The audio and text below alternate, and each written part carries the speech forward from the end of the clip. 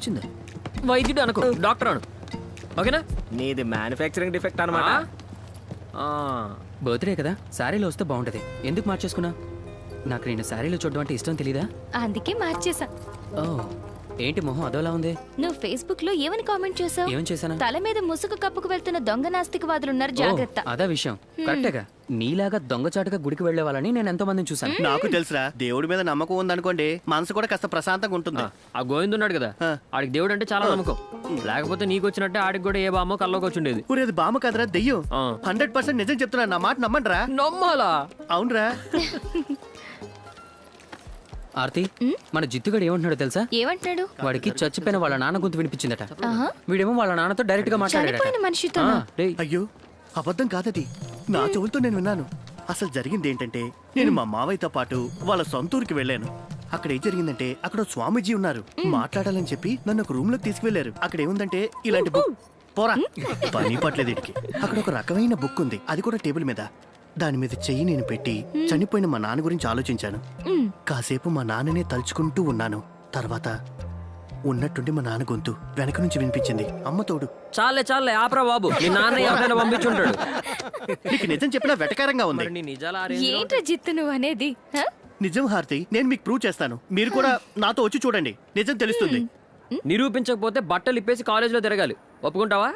అవసరమా? అవసరమే మరి. నీ ఛాలెంజ్ కి నేను ఒప్పుకుంటున్నాను. సర్లే. బట్టలు లేకుండా నడవడానికా? Hey big brother, how are you my body builder? అరే, అంత వావరొద్దు. నేను నీ ఛాలెంజ్ కి ఒప్పుకున్నాను కదా, అది ప్రూవ్ చేశాక అప్పుడు నువ్వు నాతో మాట్లాడు. రే జిత్తు, ఇదంతా ఫ్రాడ్ రా. ఇలాంటి వాళ్ళు మనకి తెలియకుండా మన డీటెయిల్స్ అన్ని కలెక్ట్ చేస్తారు. తర్వాత దేవుడు చెప్పాడు అని అది మనకే చెప్తారు. నీలాంటి ఫోల్స్ ఏమో వాళ్ళని నమ్ముతూ ఉంటారు. చూడార్తి, నీకెంత చెప్పినా అర్థం కావట్లేదు. నేను కళ్ళారా చూశానని చెప్తున్నాను కదా. వీడింత కాన్ఫిడెంట్ గా చెప్తున్నాడంటే ఒకసారి వెళ్ళి చూద్దామా? నేను రెడీ. అలా అయినా మా అమ్మ గొంతు ఒకసారి వినొచ్చు కదా. అలా అంటే నేను రెడీరా. దేనికిరా? మా తాతయ్యతో ఒకసారి మాట్లాడతా. ఆయన సంపాదించిందంతా ఎక్కడో దాచాడంట, అడగాలి. ఓ షేర్ ఇస్తాలే నీకు కూడా. నిజమా? అలా అయితే మా నాన్న ఆత్మను కూడా ఆయనకి పరిచయం చేస్తా. రండిరా, ఇప్పుడు తేలిపోద్ది అంతా. మీ కళ్ళతో మీరే చూడండి. కళ్ళతో కాకపోతే దేంతో చూస్తారా? పద. ఇక్కడికి వచ్చే వరకు నేను నమ్మనే లేదు తెలుసా. రే, వీళ్ళంతా ఆత్మలతో మీటింగ్ పెట్టుకుని వస్తున్నారా? నువ్వు కాసేపు సైలెంట్గా ఉంటే బెటర్ రా. రేయ్, అక్కడ నించున్నారే, ఆయనే తిమ్మయ్య స్వామి గారు. ఆయన మళ్ళీ లోపలికి పంపిస్తారు. మరి నువ్వు ఇక్కడేదో అమ్మవారు ఉందని చెప్పావు. అయ్యో, ఇక్కడ ఉన్నది అమ్మవారు కాదురా, అయ్యగారే. ఆయన ఇక్కడ టాప్. ఎవరో ఒక ఆయన అమెరికా నుంచి వచ్చి ఈ ఆశ్రమాన్ని కట్టించారు. అయినా అవన్నీ ఇప్పుడు మనకెందుకులే గానీ, రండి వెళ్దాం. అయ్యా, ఇక మేము వెళ్ళొస్తాం అయ్యా. బాగా మళ్ళీ వచ్చే వారం వస్తాం. రారా. నమస్కారం స్వామి. ప్రణామాలు స్వామి గారు. ఆయుష్మాన్. ప్రణామాలు. ఎవరు మీరంతా? ఏం కావాలి? మా తాతయ్య ఆత్మ చూద్దామని వచ్చాం స్వామి. మిమ్మల్ని కూడా ఆత్మల దగ్గర పంపించాలా? అయ్యో, అదేం లేదు తిమ్మయ్య స్వామి. తిమ్మయ్య కాదు, మరి చిన్మయ్య, స్వామి చిన్మయ్య. సారీ. నువ్వు రాజేందర్ రెడ్డి మేనలుడువా? అవును, మేనల్లుడిని. సరే రండి. చూసారా, రండి. స్వామి, మేము మీకు కాల్ కూడా చేసాం, సాయంత్రం రమ్మని చెప్పారు. ఇక్కడ 1000 మంది కాల్ చేస్తే దేవి ఇద్దరికే పర్మిషన్ ఇస్తుంది. ఇతని మామయ్య ఈ ఆశ్రమానికి ఇంజనీర్, అందుకే కాదనాలు లేకపోయాను. కానీ మీకు దేవి దర్శనానికి అయితే పర్మిషన్ దొరకదయ్యా. అది కాదు స్వామి, ఆత్మను రప్పించి మాట్లాడిపిస్తారు కదా, దానికోసమే వచ్చాం మేము. నేను మా నాన్నతో మాట్లాడానని చెప్పాక వీళ్ళకి కూడా వీళ్ళు చనిపోయిన వాళ్ళతో మాట్లాడాలనిపించింది. అంతే కదా. ఆ విషయానికైతే దేవి పర్మిషన్ అవసరం లేదు. ఇదంతా నిజమా? నిజంగానే ఆత్మలు వచ్చి మాట్లాడతాయా? ఎందుకు అనుమానం? మన ఆలోచనల్ని తెలివితేటల్ని మించిన ఒక పెద్ద శక్తి ఉంది. దాన్ని దేవి సౌమిని అని పిలుస్తాం. ఆ పరాశక్తి చైతన్యం నుండి నేరుగా అవతరించింది. ఆమెకి సంభవం కానిదంటూ ఏమీ లేదు. ఇక్కడ ఆత్మతో ఎవరు మాట్లాడతారు? ఒక్కసారికి ఒక్క ఆత్మే వస్తుంది. ఒకేసారి ఇద్దరు మాట్లాడడం కుదరదు. ఎవరు వస్తారు? నేనే. నువ్వు వస్తావా? సరే, నాతో రా. అయితే ఓకే. రా. ఓకేరా, నేను వెళ్ళి టెస్ట్ చేసి వస్తా. రేయ్, నీ ఓవర్ యాక్షన్ ఇక్కడ కాదు, జాగ్రత్త. నీలాగే ఒకటి టెస్ట్ అని చెప్పి వచ్చాడు. వాడికి మెంట్లకి హాస్పిటల్లో జాయిన్ అయ్యాడు. రే, ఏంట్రా ఈ విగ్రహం? వీళ్ళు ఆరాధించేది ఈయన్నే, మిగతా చోట్లలా కాదు. నెగిటివ్ పవర్ ఉన్న ఈ స్వామినే ఇక్కడ ఆరాధిస్తారు. ఎలా నిలబడ్డారో చూసావా? కానీ చూడ్డానికి అలా అనిపించట్లేదే. అసలు ఈయన బలం గురించి నీకు తెలియదురా. ఒక దెబ్బకి 2 ముక్కలే. ఇంతకీ దేవుడి పేరేంటి? యముండ భార్గవ. యముండ భార్గవ? అదేం పేర్రా? అదే. యముండా కాదు, యమగండ భైరవ.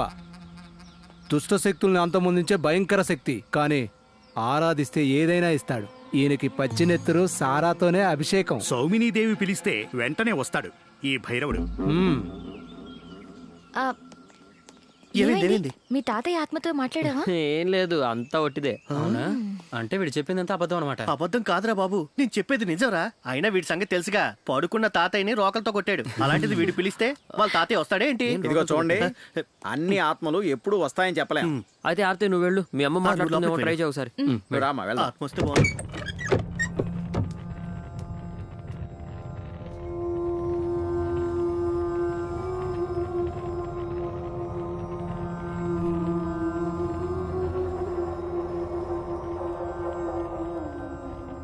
ఇట్రామ్మా, ఇక్కడ కూర్చోమ్మా.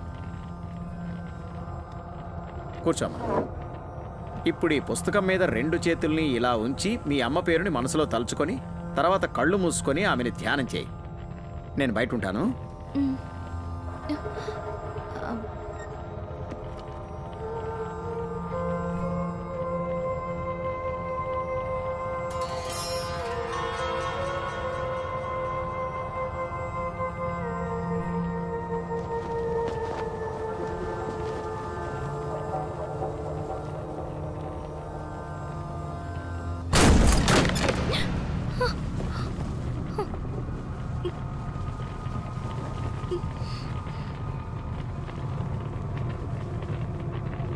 ఆర్తి,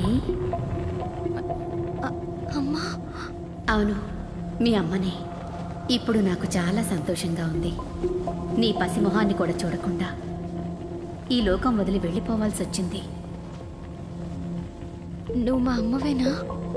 నీకింకా నమ్మకం రాలేదు కదూ? నాకు బిడ్డ పుడితే బిడ్డకి తొడగమని మీ అమ్మమ్మ నాకిచ్చిన రత్నాలు పొదిగిన కడియాలు మన ఇంట్లోనే ఉన్నాయి.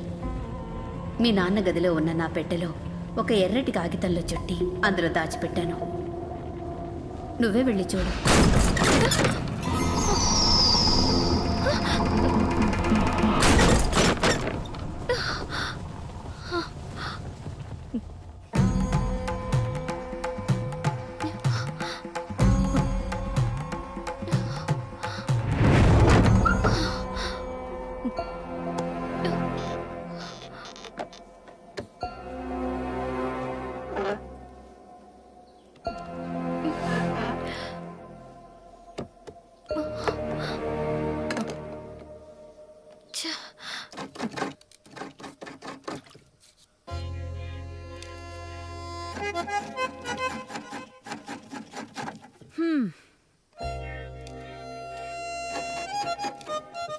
ఇదిగో చూడండి, ఉత్తరపు చావిట్లో చిమ్మడం తుడవడం నా వల్ల కానే కాదు.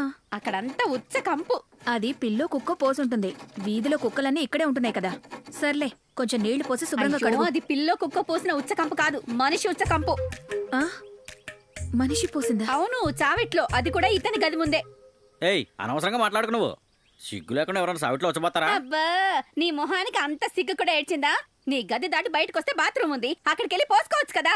ఏంటి వరద ఇదంతా చండాలంగా? అయినా మీరు దాని మాయమాటలు నమ్మద్దాం గారు. ఊరికి ఎందుకు అది గింజుకుంటుంది? నీళ్ళు కొట్టి కడిగాను కదా నేను. ఏంటి నీళ్లు కొట్టి కడిగావా? అడగండి, ఎందుకలా నీళ్లు కొట్టి కడిగాడు? నువ్వెందుకు నీళ్లతో కడిగావు? వరద, నిజం చెప్పు, లేకపోతే కృష్ణతో చెప్తాను. భయం వేసి అలా చేయాల్సి వచ్చిందమ్మా. రాత్రి 1 గంట అయి ఉంటుంది. బాత్రూమ్కి వెళ్ళాలనిపించి లేచాను. తలుపులు తీసి బాత్రూమ్ దగ్గరికి వెళ్ళగానే ఏదో చప్పుడు, గల్ గల్ అంటూ గజ్జల చప్పుడు. దెయ్యం ఏదో నడిచేస్తున్నట్టు. ఖచ్చితంగా ఏదో ఆత్మ వచ్చింది. నిజం. అప్పుడు నాకు అనుమానం వచ్చి కళ్ళు బాగా తెరిచి చూశాను. అక్కడ ఎవరో ఉన్నారు, అంతే. చూడగానే ఉచ్చ పడిపోయింది. అయ్యయ్యో, కొంచెం కూడా సిగ్గులేదు. ఉచ్చ పడిపోయిందట. నువ్వు చెప్పింది చూస్తుంటే నాకేమీ నమ్మాలనిపించడం లేదు. ఎందుకంటే నోరు తెరిస్తే అన్ని అబద్ధాలే చెప్తావు. అయినా ఇలాంటి చెండాల పనులన్నీ ఎలా చేస్తావు? ఏంటా పని పెద్దమ్మా? ఈ వరద ఏం చేశాడు? చెప్పొద్దు, చెప్తే పెద్ద పంచాయతీ పెడుతుంది. ఇంకోసారి ఇలా చేస్తే కాళ్ళు విరగొడతాను.